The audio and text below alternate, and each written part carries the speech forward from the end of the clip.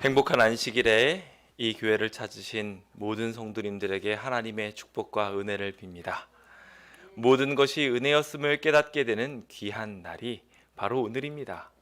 한 주 한 주 살아왔던 힘들이, 그 모든 어려움들을 이겨냈던 순간들이 다 하나님의 은혜 덕분이구나 라고 알게 되는 것이 또한 축복이고 행복이 아닐까 생각해 보게 됩니다.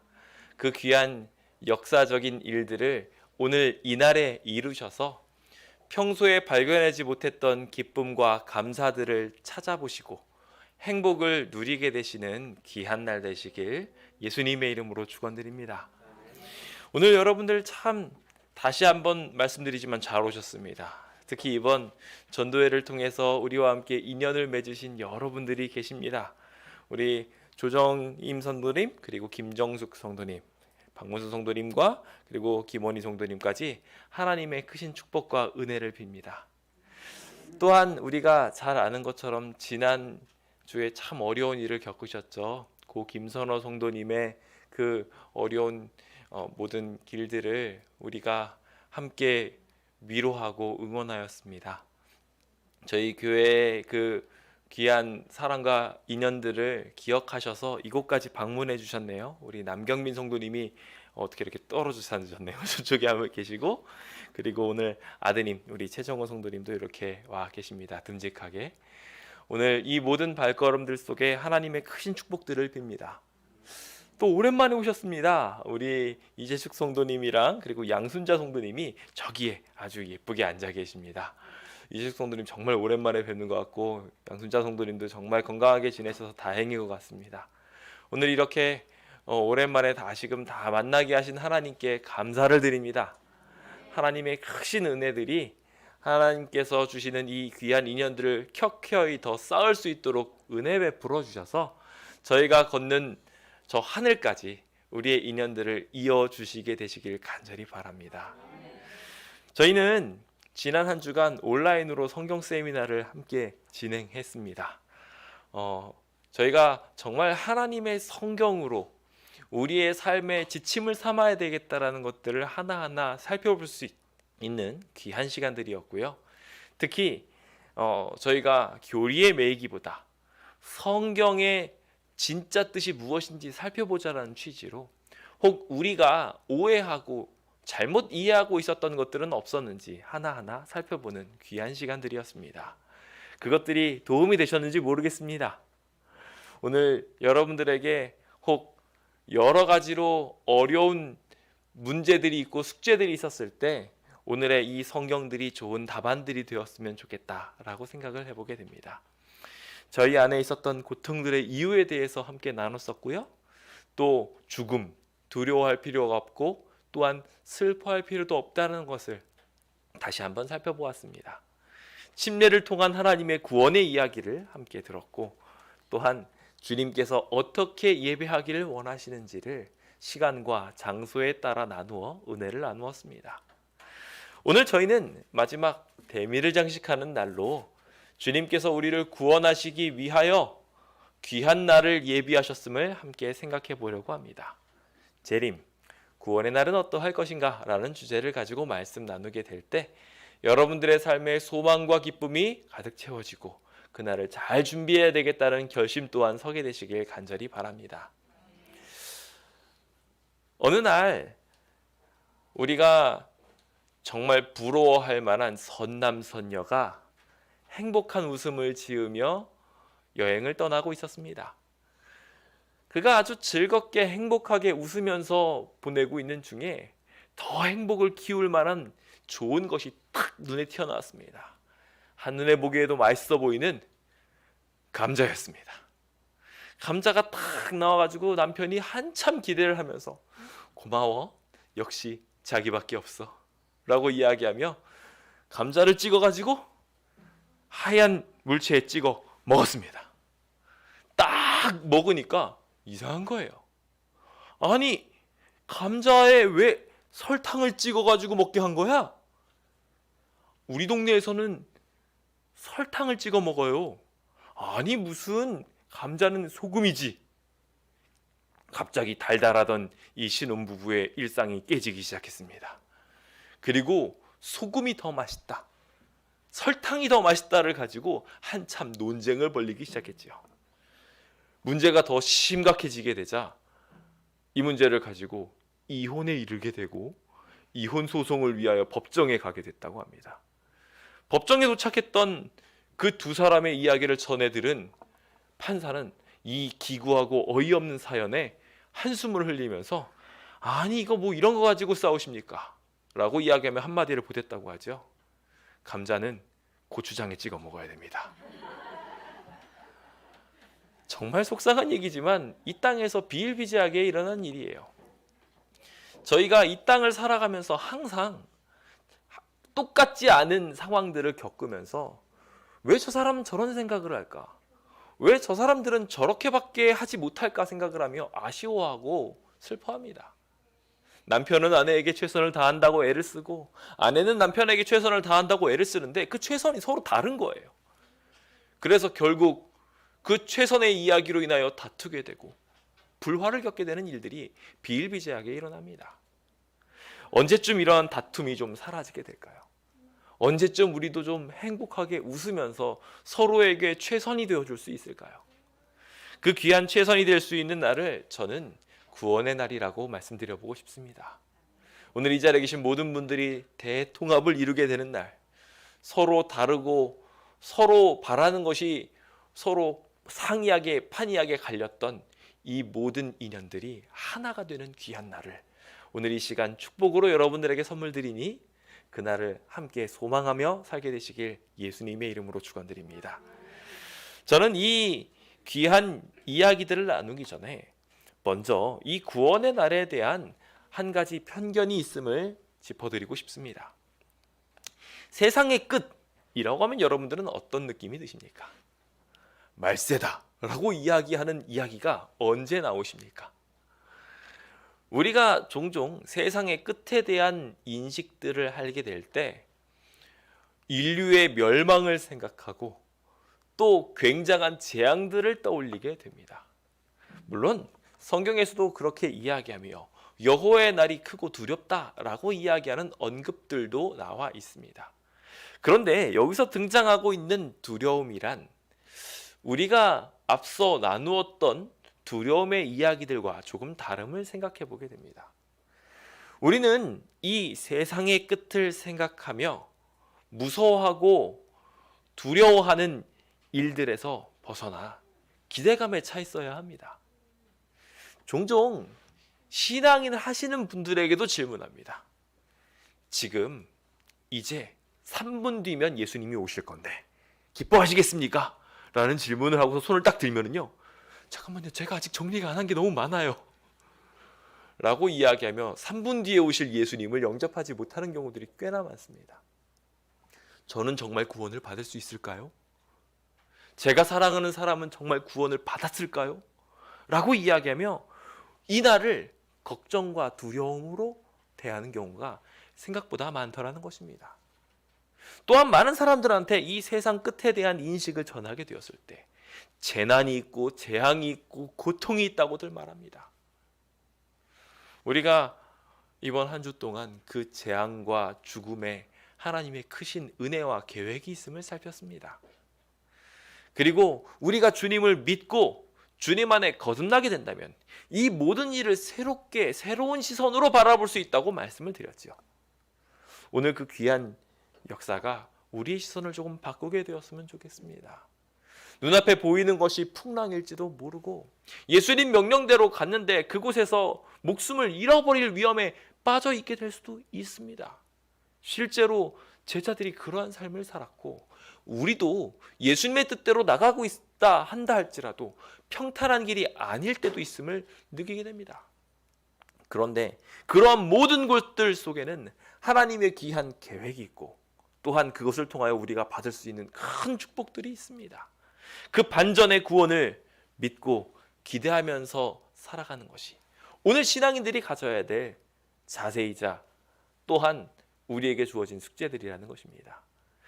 그 귀한 일들을 생각하며 하나님의 거대한 구원의 시나리오를 한번 보면 어떨까요? 주님이 우리를 위하여 계획하신 것은 사람의 것과는 달라서 사람의 뜻들보다 훨씬 더 위대한 일을 우리에게 선물해 주시기 위하여 놀랍게도 우리의 나중을 생각하면 더 좋은 일들을 위해 오늘 우리에게 하나하나 포석들을 깔아두고 있었음을 우리가 원시적 시각을 보고 하나님을 기쁨으로 바라보게 될 때 발견하게 될 것입니다.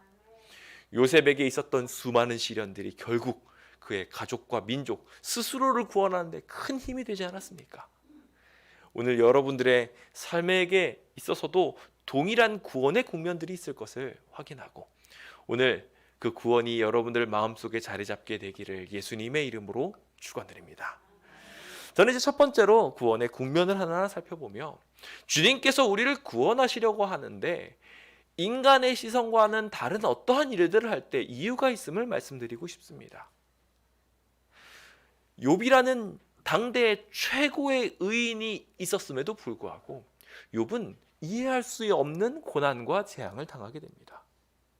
그것에 대하여 인간은 이해할 수 없습니다. 도대체 왜 이런 일이 일어났을까? 그래서 인간이 판단하기에는 저 사람이 죄를 지어서 저렇게 재앙을 받는 거야 라고 판단합니다. 근데 제가 분명히 말씀드렸죠. 재앙은 하나님께서 인간을 구원하기 위하여 허락하신 선물이라고요. 도리어 인간에게 유익되도록 허락하신 거였다는 거예요. 그렇다는 것은 이 욥에 있어서도 동일하게 그러한 일이 있었으며 구원의 국면들 속에 우리의 삶 속에서도 그런 일들이 자주 일어나게 된다는 것입니다. 여러분들은 여러분들의 삶에 그런 일 없으십니까?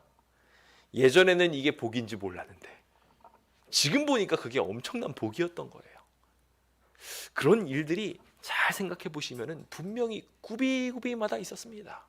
몰랐을 뿐이지. 내가 이 순간을 놓쳤으면, 이 고통을 감내하지 않았으면 더 좋은 길로 갈 수 없었겠구나 하는 순간들이 분명히 있었다는 거예요. 그런데 그 순간에 나 자신은 몰라요. 그러면서 왜 이렇게 된 겁니까? 하고 하나님을 원망하게도 되더라는 것이죠.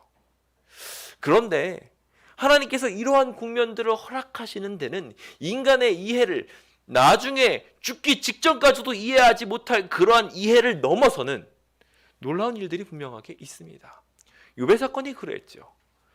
욥이 그렇게 수많은 고통들을 당하게 된 것에는 사단의 참소라는 것이 있었습니다. 이 사람을 구원하는 것에 대하여 사단이 반대했던 거예요. 이렇게 좋은 의인이 어디 있느냐, 내가 이 사람 구원하고 싶다고 자랑을 하니까 사단이 나타나 그를 향하여 하나님께서 복을 주시니까 그러는 거 아닙니까? 라고 이야기하셨던 거예요. 그래서 그 복을 거두어 가시는 과정들이 있었고 그의 건강을 거둬내기도 하셨으며 그 일들을 통하여 시련과 역경을 당하는 것들을 허락하셨던 것입니다.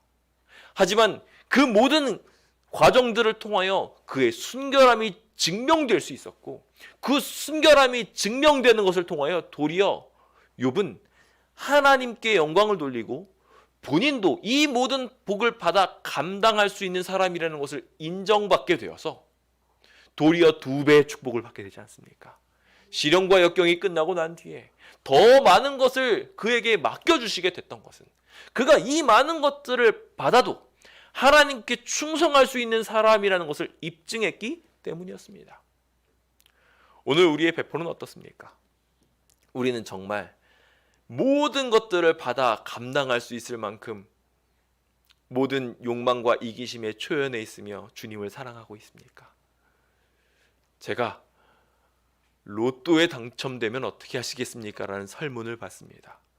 그런데요, 놀라운 이야기를 발견하게 되는데 애인을 버리고 도망가겠다는 얘기도 있습니다. 이게 인간의 한계예요. 좋아하는 사람들, 사랑하는 사람들이랑 인연을 끊겠다는 거죠. 몰래 얼굴을 가리고 그 복권 당첨을 그 금액을 받기 위하여 가는 이유는 뭡니까? 뜯기기 싫어서 그런 거예요. 남들한테 나눠주기 싫어서. 나 혼자 이거 다 누려보겠다고 얼굴 가리고 요즘 마스크 시대다 좋다 하면서 숨어서 들어가는 거죠. 오늘 우리가 이러한 약점들이 있는 것을 아시기 때문에 주님은 구원의 국면들을 정하셨고 그 구원의 일들을 잘 이룰 수 있는 비결들을 각 구원의 단계마다 숨겨두셨습니다. 저는 구원의 날이 어떻게 이루어질지 이 시간 함께 살펴보며 주님께서 재앙과 고통들을 도리어 기쁨으로 변화시키는 과정들에 대해 함께 나눠보려고 합니다. 선악의 대쟁투. 제가 이 이야기들을 드릴 때마다 다들 이거 되게 어려운 얘기야 생각하려고 하시는데 사실 굉장히 단순한 이야기입니다. 예수님께서는 본인을 사랑이라고 소개하셨어요. 내 계명, 내 존재의 의 자체는 사랑이다 라고 하면 내가 너희를 사랑한 것처럼 너희도 사랑했으면 좋겠다고 이야기하며 주님이 바라시는 것은 사랑과 행복에 대한 나라였어요. 그런데 사단이 이 사랑의 나라에 반기를 들었습니다. 왜 그렇게 양보하며 살아가야 됩니까? 그렇게 희생하며 살아가야 됩니까? 저 이해 못하겠습니다. 저는 내 욕심을 차리렵니다 라고 이야기하며 나서게 된 것이 바로 사단이었어요. 서로 양보하며 마치 공산주의처럼 살아가는 것이 서로의 발전에 도움되지 않습니다 라고 이야기했던 것이 사단이었던 거예요. 그러면서 내 욕망을 위하여 내 마음을 위하여 마음대로 행하는 것이 참 좋겠습니다 라고 말하며 그는 자기의 욕심대로 살 선택을 합니다. 요한복음 8장 44절은 그것을 말하면서 너희는 너희 아비 마귀에게서 났다라고 하면 그 아비가 뭘 가지고 있다고요? 욕심을 가지고 있다고요. 욕심을 가지고 있으니까 뭐도 해요? 거짓말도 해요.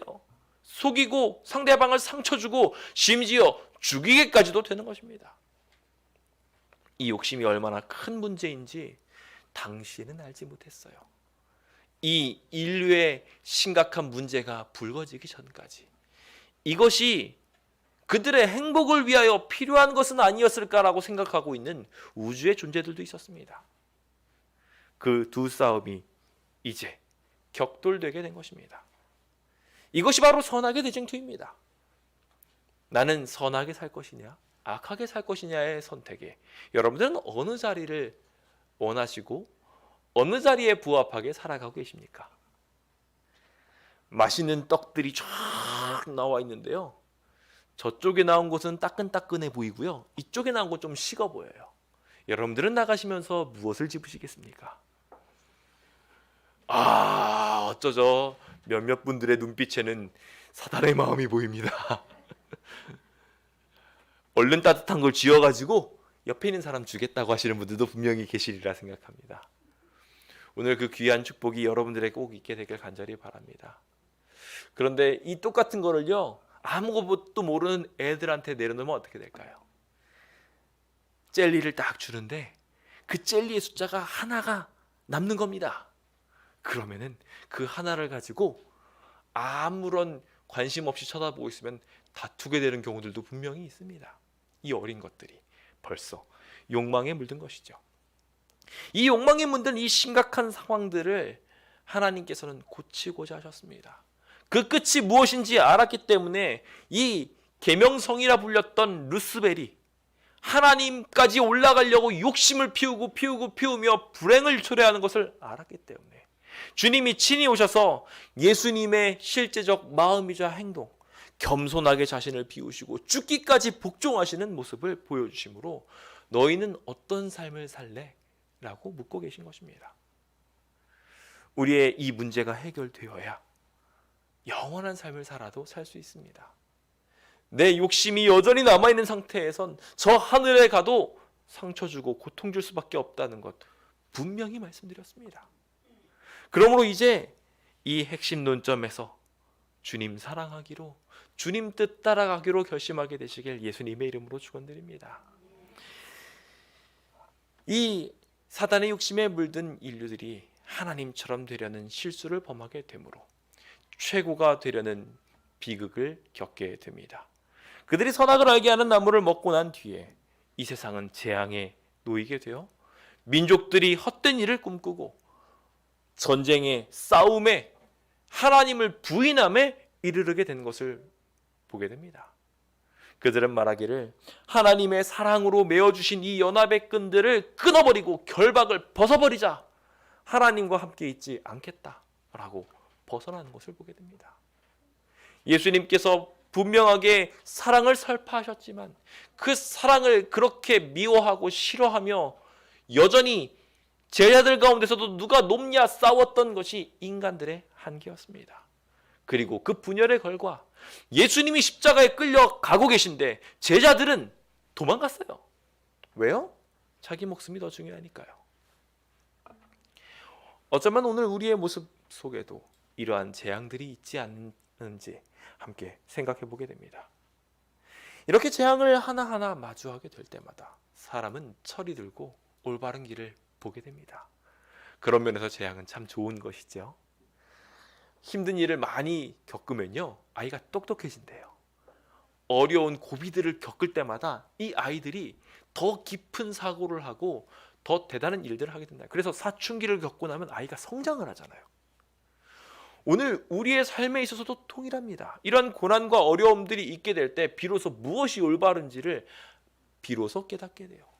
때로는 그것이 죽음이 될 수도 있고, 때로는 그것이 재산과 많은 것들을 명예를 잃어버리는 것들이 될 수도 있으며, 더 나아가서 자기 자신의 생명을 잃어버리는 위험을 겪게 되는 그러한 일들이 될 수도 있습니다. 하지만 그 모든 재앙 속에 하나님께서는 귀한 축복들을 분명히 심어 두셨습니다.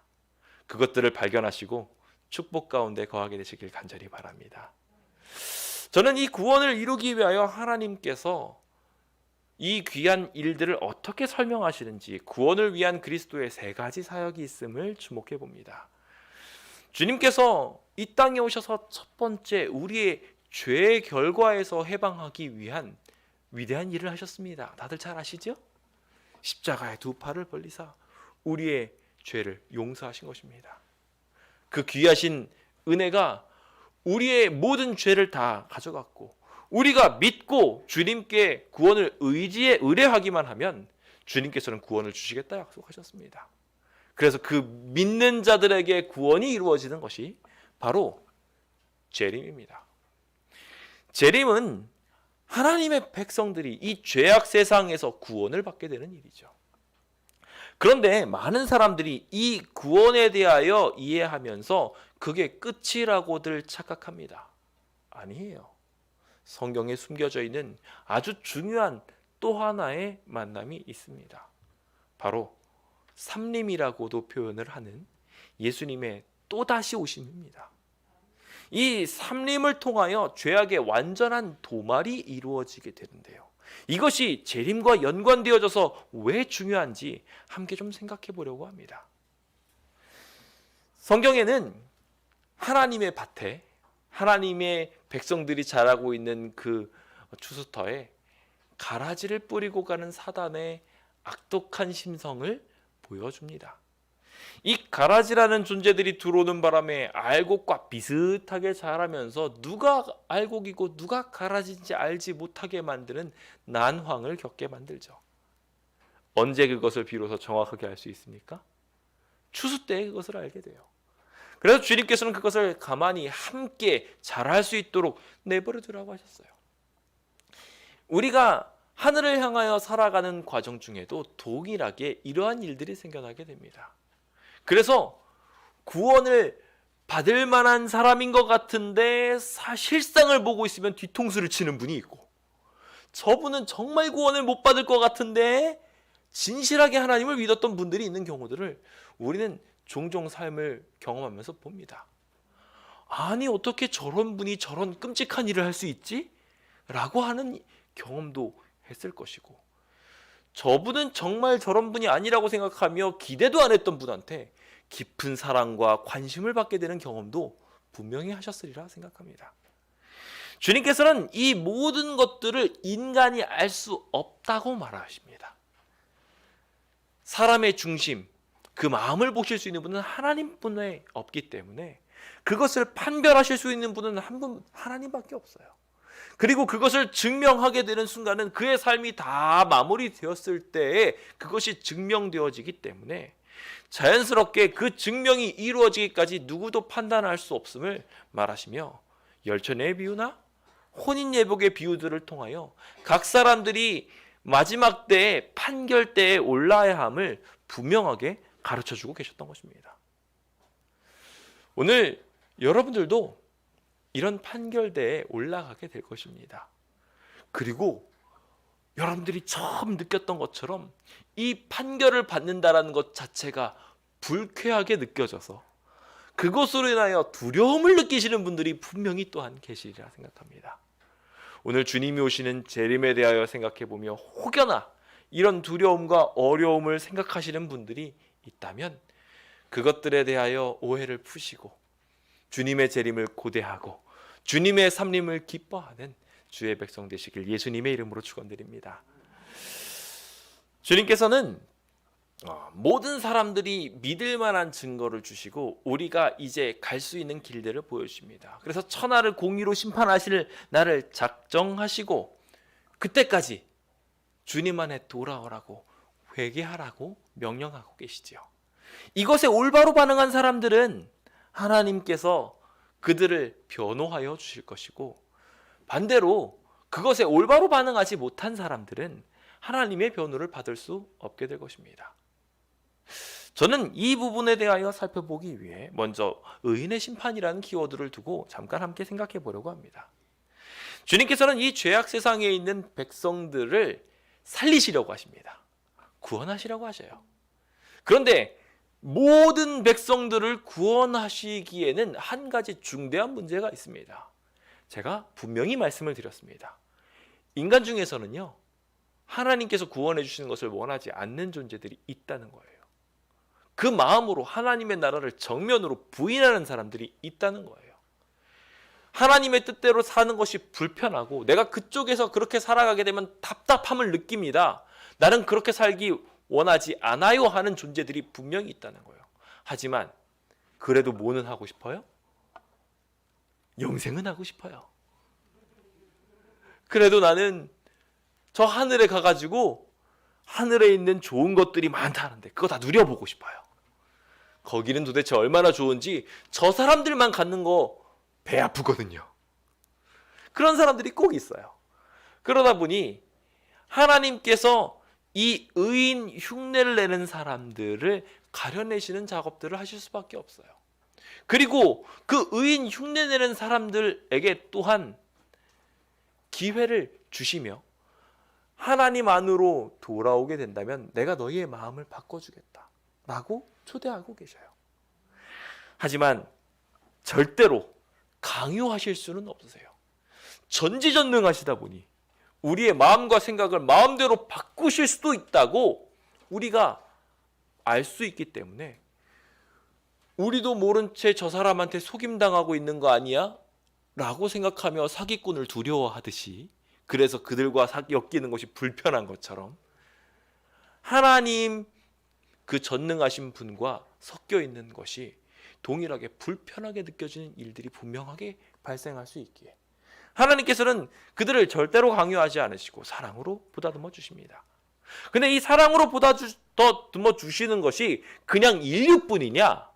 아니라는 거예요. 굉장히 중요한 부분이 있습니다. 인간만 사랑으로 그냥 다 이해하겠지 하고 보다듬어주고 끝이 아니라 하나님께서는 우주에 당신의 사랑을 증거하고 전달하고 있는 수많은 우주거민들이 있어요. 성경은 분명히 그 우주거민들에 대하여 분명히 기록하고 있어요. 그리고 그 우주거민들이 굉장히 관심을 가지면서 이 인류에 대한 처사를 보고 있으세요. 그래서 그 천사들이 하나님께서 개입하셔서 사람의 마음은 바꾸지는 않으시는지 억지로 강요하지는 않으시니 눈 다 뜨고 쳐다보고 있다는 거예요. 그 모든 심판의 과정들을 보면서 하나님이 얼마나 공의로우신지를 보고 있는데 그 교재가 얼마나 오래 쓸 동안 사용할 교재인지 그 사건이 얼마나 중요한 참고 자료인지 영원을 살펴볼 자료다 보니까 하나님께서는 한 걸음 한 걸음을 아주 신중하고 하나님의 계획에 부합하게 이끌어가고 계십니다. 그래서 종국에는 모든 천사들이 모든 우주 거민들이 그 심판을 보고 와 역시 하나님 따봉입니다 라고 말할 수밖에 없게 하나님께서는 심판하신다는 거예요. 그렇게 심판이 되려면 어떻게 해야 할까요? 히브리서 9장 27절과 28절을 보면 이런 이야기가 등장을 합니다. 한 번 죽는 것은 사람에게 정해진 것이요 그 후에 심판이 있으리니. 사람이 죽고 난 뒤에 그 사람의 삶을 판결하신다는 것입니다. 그리고 그렇게 하고 난 뒤에 28절에 죄를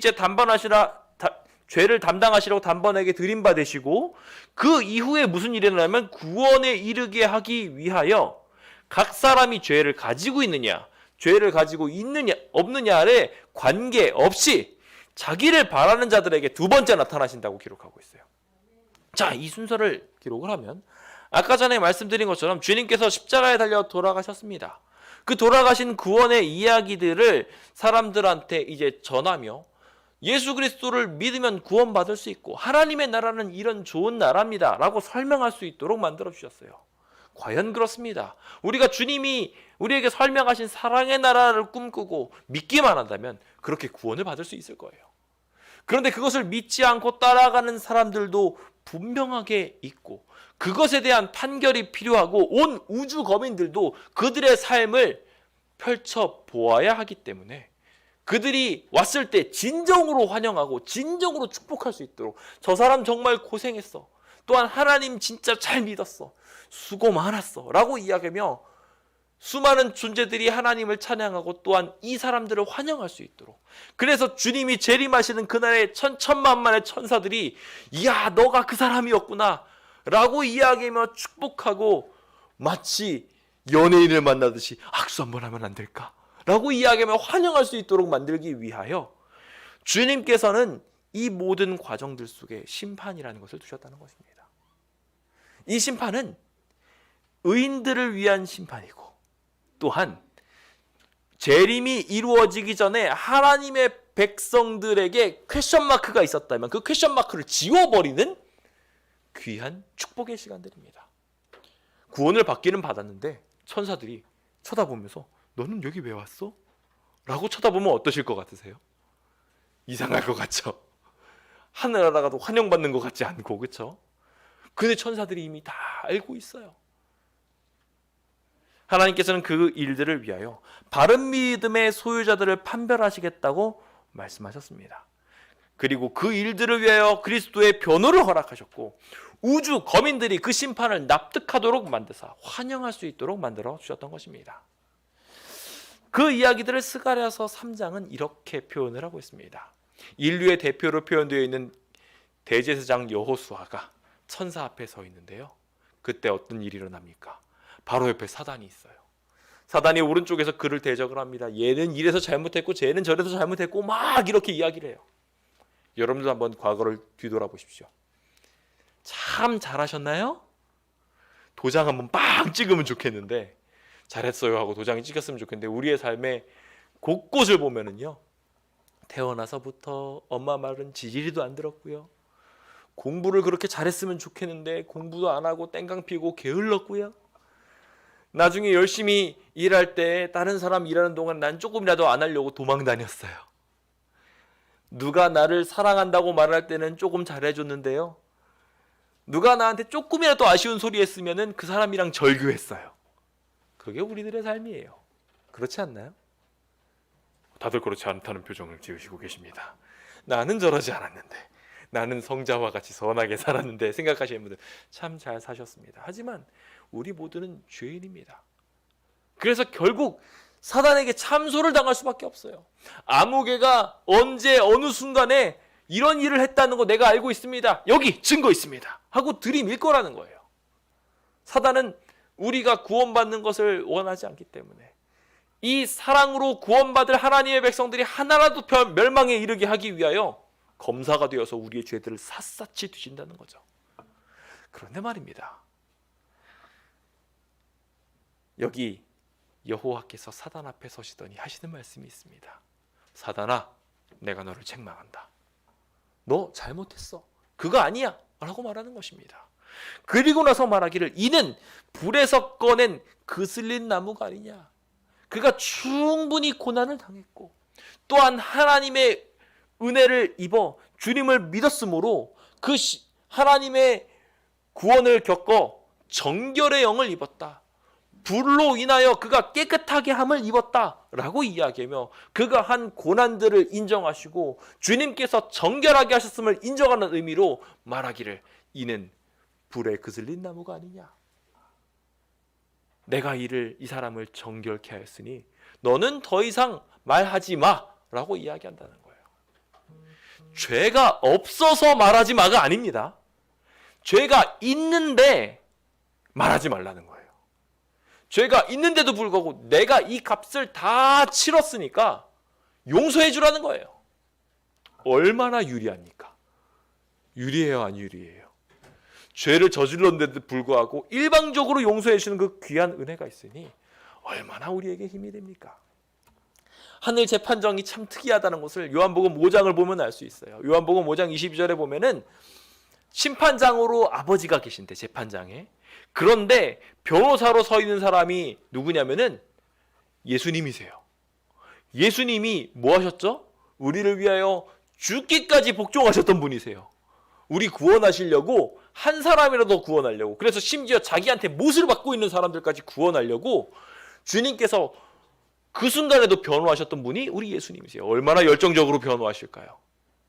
자기 목숨을 걸고 변호하실 거예요. 그런데 변호를 하시는 그분에 대한 표현을 하면서 5장 22절에 흥미로운 이야기를 하는데, 아버지께서 아무도 심판하지 않으시고 심판을 누구한테 맡겨요? 아들에게 맡겼어요. 변호사가 판사를 맡은 겁니다. 이게 상식적인 얘기인가요? 절대로 상식적인 얘기가 아니에요. 하나님께서는 우리를 전적으로 살리시려고, 전적으로 구원하시려고 제가 잘못했음을 인정합니다. 주님 용서해 주세요 라고 말을 하면 변호사가 맞아요. 내가 인정합니다. 내 피로 이 사람을 용서했습니다 라고 변호하면서 판결도 예수님께서 이 사람은 구원하겠습니다 라고 판결하신다는 거예요. 얼마나 감사하고 얼마나 쉬운 구원입니까? 이 귀한 구원을 믿게 되시길 예수님의 이름으로 축원드립니다. 요한일서 2장 1절과 2절은 이렇게 말하죠. 만일 누가 죄를 범하여도 아버지 앞에서 우리에게 대언자가 있으니 곧 의로우신 예수 그리스도시라. 그는 우리 죄를 위한 화목제물이니 우리를 위하여 돌아가신 분이시니 우리만 뿐만 아니라 온 세상의 죄를 위하여 오셔서 돌아가셨던 분이시다라고 이야기하며 그 대언자가 우리를 구원하시려고 준비하고 있음을 분명하게 설명하고 있습니다. 주님께서는 우리가 입었던 그 더러운 죄의 옷을 벗기시고 그슬렸던 이 나무를 잘했다 칭찬하시면서 결국 다시 당신의 옷으로, 의의 옷으로 입혀주실 것입니다. 고린도전서 15장 51절과 52절은 재림의 순간을 묘사하면서 그 과정을 이렇게 말합니다.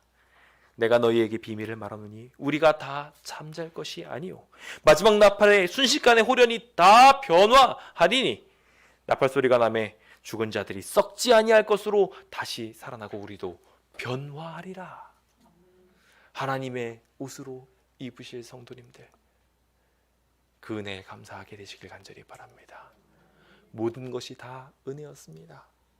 우리가 걸어왔던 모든 순간들, 심지어 죄를 범했던 순간들마저도 나중에 우리가 하늘나라 가서 바라보게 될 때에는 주님의 은혜를 의지했으므로 우리가 용서받게 되고 그것이 감사와 기쁨으로 자리 잡게 될 것입니다.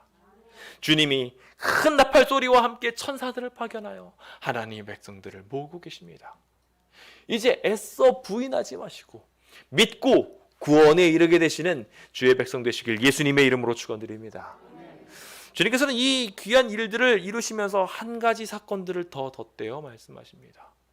다 구원받았는데 누가 구원을 못 받았어요. 내가 아는 아무개 중에 누군가 한 명이 구원을 못 받았어요.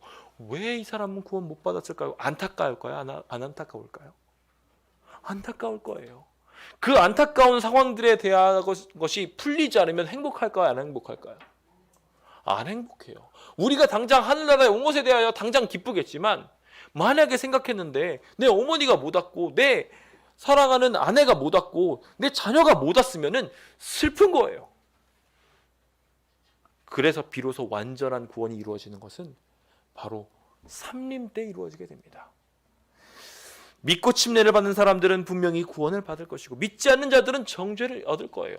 이것은 너무나 자명한 일인 것이, 그 죄의 문제를 해결하시려고 예수님께서 친히 오셔서 십자가에 달리시기까지 죄의 문제를 간과하지 않으셨다는 거기 때문에 그래요. 주님께서는 십자가를 매달리시면서 다 구원받는 것이 아니라, 주여 주여 하는 자마다 구원받는 것이 아니라 하나님의 뜻대로 행하는 자라야 구원을 받는다고 분명히 말씀하셨기 때문에 우리는 주님의 뜻대로 살아야 합니다.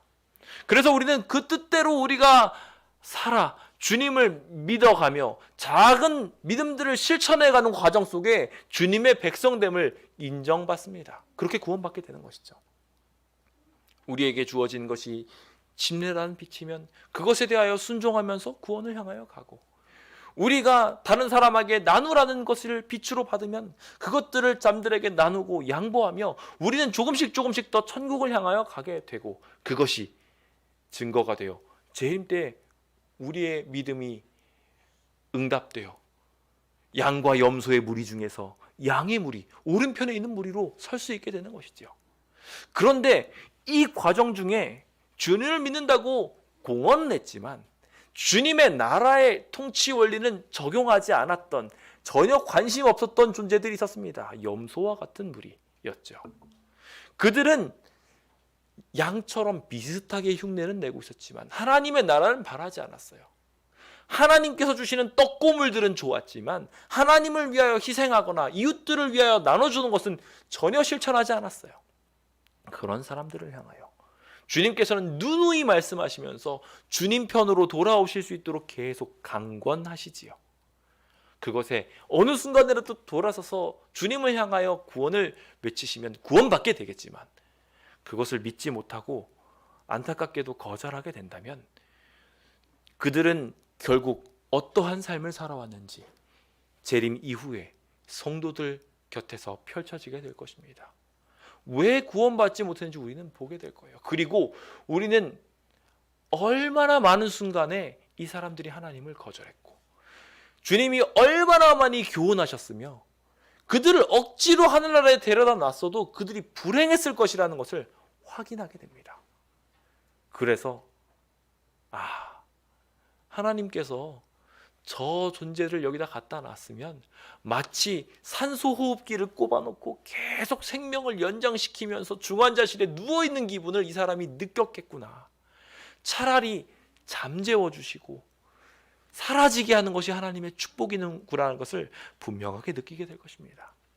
그것이 섭림이에요. 그래서 이 모든 것들을 보고 하나님의 은혜에 감사하며 내 사랑하는 아들이 이 땅에 못 왔을지 모르지만 하나님께서 그렇게 해주신 것이 오히려 그에게 잘된 일이구나라는 것을 알고 하나님께 감사하게 되는 순간이 바로 섭림의 축복인 것입니다. 주님의 심판은 이렇게나 완벽합니다. 주님께서는 그러면서 성도가 세상을 심판하도록 하셨고 심지어 내가 심판한 것에 대하여 하나님 스스로가 너희한테 판단받기를 원한다라고 말씀하셔요. 놀라운 얘기 아닙니까? 하나님이 심판을 하시고 난 다음에 내가 심판한 것에 대하여 너희들 정말 잘했다고 생각하니? 내가 저 사람 못 데리고 왔는데, 내가 정말 최선을 다했는데 저 사람 못 데리고 왔어. 내가 정말 최선을 다한 것 같은지 한번 확인해줘 라고 이야기하며 최선을 다한 자료들을 보여주고 계신 거예요. 이 얼마나 큰 사랑입니까? 주님은 그렇게 1000년 동안 막노릇하며 수많은 사람들의 심판들에 대하여 확인할 수 있도록 우리를 저 하늘에서 보다듬어 주실 것입니다. 이렇게까지 사랑하시는 분이 하나님이시됨에 대하여 감사합시다. 우리가 완전하게 행복해지기를 바라셔서 우리에게 구원의 계획들을 이렇게 완벽하게 펼쳐 놓아주셨습니다. 방탕한 삶을 살았던 모든 이들은 그 순간에 낱낱하게 자기의 은밀한 죄들을 드러내게 될 것입니다.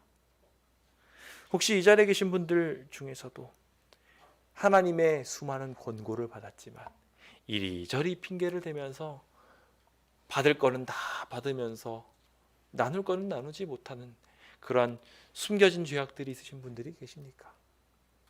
이제 주님께서는 아무리 큰 죄악이라도 용서하실 준비가 되었음을 기억하시고 주님 앞으로 나아가게 되시길 예수님의 이름으로 축원드립니다.